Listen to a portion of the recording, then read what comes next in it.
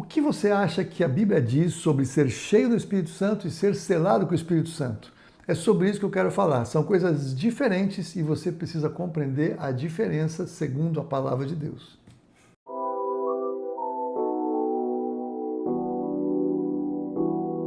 Olá, bem-vindos. Eu sou Haroldo Maranhão. Esse é um canal em que eu trato de alguns assuntos que podem ser úteis tanto para pastores e líderes como para membros de ovelhas. Neste segmento eu quero falar um pouco mais sobre o batismo no Espírito Santo. Realmente é algo que eu sei o quão polêmico é no meio da igreja. Eu sei que nem todos os irmãos conseguem crer da mesma maneira, mas como eu fui alguém, eu até fiz um vídeo curtinho no meu Instagram falando que eu me senti como se fosse o apóstolo Paulo, guardados léguas de distância, no sentido de que eu perseguia quem dizia ou falava sobre o batismo no Espírito Santo.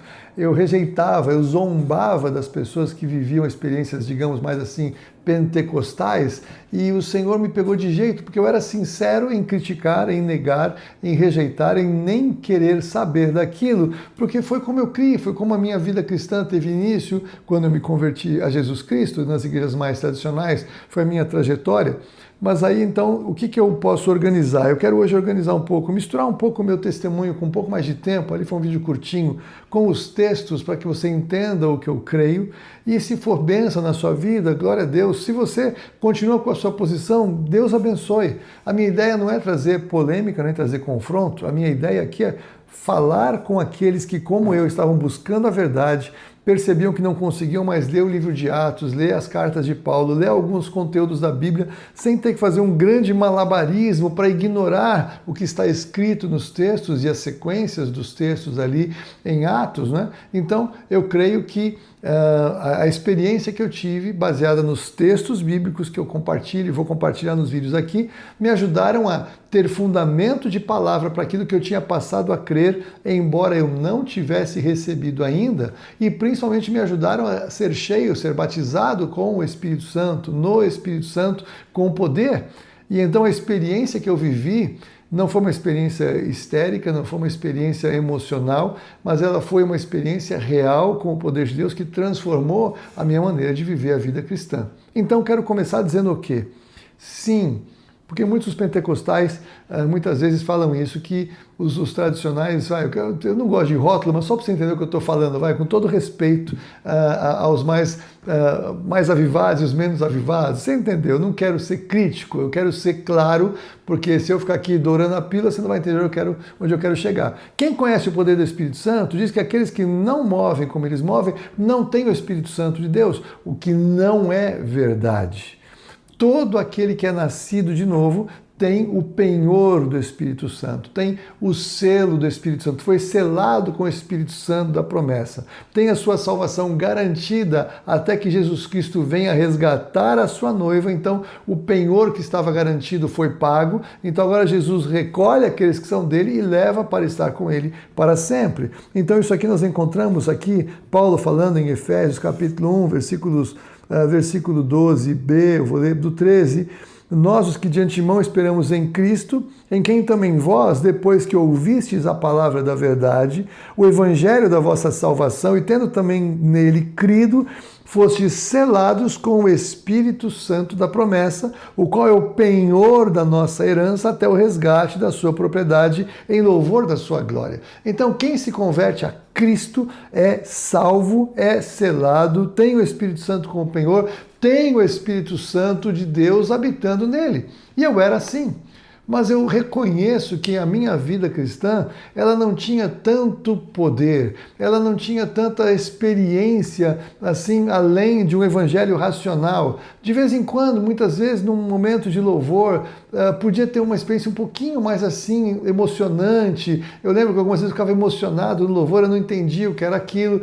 Enquanto eu já era líder de jovens, eu lembro que tinha vezes que eu pregava e eu tinha lá meu esboço bem organizado para pregar, e aí, de repente, eu saía do esboço, eu começava a lembrar textos, e eu lembrava textos, e eu ficava impactado com aquilo, falava, nossa, hoje eu estou mais emocionado, que bênção isso, e quando acabava a pregação, eu falava, puxa, como foi bom, hoje eu fiquei mais emocionado, o que será que aconteceu? Eu não tinha ideia, que era o quê? Era o Espírito Santo tentando se manifestar através de mim, com mais liberdade, mas eu ainda não tinha dado toda a liberdade para ele, não tinha sido revestido de poder um pouco diferente do selo que eu tinha, que já era o próprio Espírito Santo. A minha experiência era essa.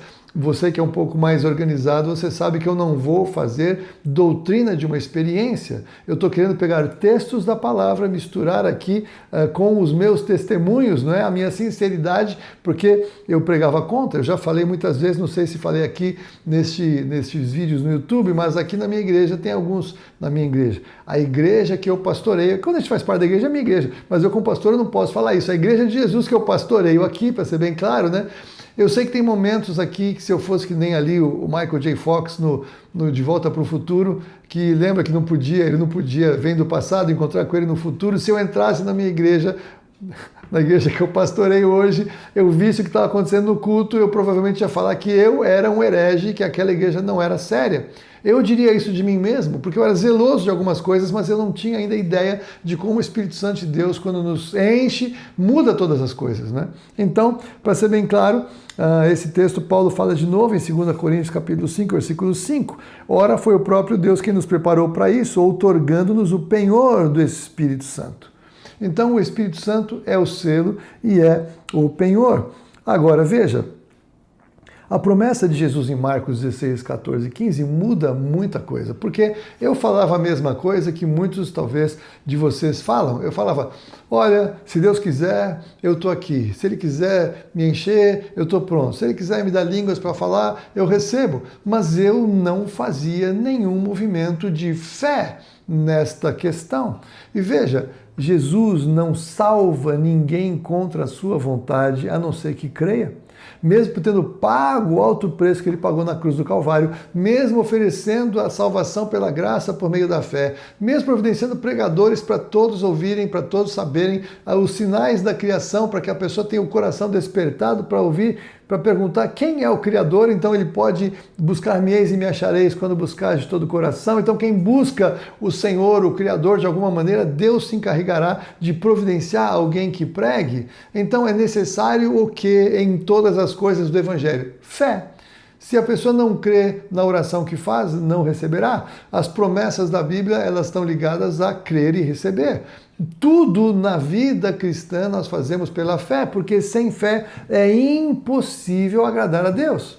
Mas eu entendo que, claro, porque muitos de nós recebemos uma doutrina de que isso não é para hoje, cremos desta maneira, então estamos ali fundamentados a nossa fé e não vamos receber algo diferente porque cremos de uma maneira que é bíblica, mas não é completa, não é plena. E eu só posso falar isso para você porque eu busquei com intensidade, porque eu criei que era real e porque, principalmente, eu fiz algo necessário, porque eu tinha zombado de manifestações do Espírito Santo, eu tinha entristecido o Espírito Santo, eu tinha extinguido um tanto da ação do Espírito Santo na minha vida. Então eu fiz um tempo de jejum e oração para me arrepender diante do Espírito Santo que eu não tinha respeitado a obra dele, eu tinha rejeitado a obra dele, eu tinha zombado da obra dele. Então veja que coisa forte, eu vou falar agora uma coisa forte para você. Quando Jesus expulsou os demônios e os fariseus falaram que ele estava expulsando os demônios pelo maioral dos demônios por Belzebu, então esse é o pecado contra o Espírito Santo, e foi o que Jesus falou, esse pecado não tem perdão, porque como é que o Espírito Santo vai gerar arrependimento para alguém ser salvo, porque aqueles homens não eram salvos, se eles chamam a obra do Espírito Santo como a obra de Belzebu? Então naquele extremo de salvação, alguém não vai ser salvo se diz que a obra do Espírito Santo é a obra de Satanás. Não pode ser salvo. Esse pecado de blasfêmia contra o Espírito Santo não tem perdão. Então, guardadas as proporções, quando aqueles convertidos a Cristo como eu era, dizem que o Espírito Santo não move daquele jeito, que aquilo não é obra do Espírito Santo, alguns dizem até que é uma obra das trevas, olha que loucura. Como podem esperar ser cheios deste Espírito Santo que rejeitam, que não levam a sério, que ignoram, ou que até mesmo ofendem, dizendo algo tão forte? E foi o que eu tive revelação, essa é a minha experiência, estou dando meu testemunho, estou compartilhando o meu processo. E eu entendi o quanto eu tinha ferido e ofendido o Espírito Santo. Então, eu pedi perdão. Até que eu tivesse uma convicção que eu tinha sido perdoado, eu fiz esse movimento por um bom tempo. Nos 6 meses eu jejuei e orei e pedi perdão. E uma das coisas que o Espírito Santo teve misericórdia de fazer comigo foi que eu pedi que ele tivesse paciência, porque eu tinha muita dificuldade de crer. Eu tinha muita dificuldade de achar que aquilo era razoável e verdadeiro. E eu me lembro de uma situação que eu provei o Espírito Santo. Eu tinha que sair de São Paulo de casa e ir até um lugar do interior aqui, uns 50, 60 quilômetros no interior de São Paulo, num sábado. E quando eu sentei no carro, o tanque de gasolina já tinha entrado na reserva. Mal daria para eu chegar naquele lugar que eu tinha que ir. E aí eu falei, Senhor, tem misericórdia de mim, mas se isso é verdadeiro, se isso é real, se o Senhor faz milagres mesmo ainda, eu vou sair daqui de casa e vou chegar no meu destino e não vou pôr gasolina antes de ir, vou com essa gasolina. E eu saí de carro e peguei aquela estrada. E confesso que eu tive um pouco de taquicardia conforme eu fui avançando, eu fui andando e o ponteiro não mexia, eu fui andando e o ponteiro não mexia e eu cheguei no meu destino e eu fiquei chocado com aquilo. Era impossível ter chegado lá com aquilo que eu tinha de gasolina no carro. Na hora de ir embora, aí eu passei dos limites. Eu falei, Deus, me perdoa se eu quero ser um pouco mais ousado, mas eu quero pedir para o Senhor que, se é verdade mesmo, eu quero voltar para casa e chegar em casa e eu não vou passar no posto para pôr gasolina. E eu fiz aquilo com muita sinceridade de coração, com muita expectativa de fé de que o Senhor se revelasse para mim. E o que aconteceu foi que eu cheguei em casa e o ponteiro não mexeu. Talvez para você pode achar que não é verdade, você pode achar que é exagero, mas essa experiência que eu tive com Deus me fez ousar ainda mais crer que realmente o Senhor tem coisas sobrenaturais para os dias. E eu tive muitas respostas de oração, muitas experiências com o Espírito Santo depois que eu aprofundei a minha fé no poder que Ele pode liberar nas vidas. E esse foi um memorial para mim, aquela experiência. Nunca mais eu fiz isso, que eu não preciso tentar ao Senhor teu Deus, esse é outro extremo. Uma coisa é não tentar a Deus, outra coisa é experimentar ali o que eu precisava naquele momento, na minha experiência. Isso não é doutrina, não é para você fazer como eu fiz. Pode ser que Ele te dê uma outra maneira de você experimentar e provar a sua fé no Senhor. Mas para mim foi decisivo, foi poderoso, foi marcante. Então eu fui cheio do Espírito Santo, porque o que Jesus diz acerca do batismo do Espírito Santo? Quando ele, então, como eu compartilhei com vocês no outro vídeo, ele soprou o Espírito Santo sobre os seus discípulos quando ele ressuscitou. Eles não tinham o Espírito Santo ainda, Jesus não tinha vencido, não tinha estabelecido, então, a vitória completa sobre Satanás. Aí, então, estava preparando para fazer a transição, para que o Espírito Santo, o Consolador, viesse e ficasse com eles. Então, agora ele soprou sobre eles o Espírito Santo. Então, quando temos aqui a grande comissão, em Marcos 16, 14 e 15, o que acontece? Jesus, ele fala para eles o seguinte: finalmente apareceu Jesus aos 11, lembra, Judas já tinha ido embora, quando estavam à mesa, e censurou-lhes a incredulidade e a dureza de coração, porque não deram crédito aos que o tinham visto e já ressuscitado. Eles eram discípulos do Senhor, eles andaram com ele, mas a incredulidade os atrapalhou. E disse-lhes então Jesus: ide por todo mundo, pregar o evangelho a toda criatura. Quem crer e for batizado, quem crer, então fé, e for batizado nas águas, será salvo. Quem, porém, não crer, será condenado. E aí ele fala: e estes sinais hão de acompanhar aqueles que creem. Meu querido, minha querida, se você não crê que há uma manifestação do Espírito Santo na sua vida, que você pode ser cheio, que você pode transbordar, que você pode experimentar tudo isso, e eu vou ler o texto, se você não crer, Deus não fará nada contra a sua posição de fé. Você é salvo. Se você crê que você nasceu de novo, se você crê que você tem o selo do Espírito Santo, você tem a salvação.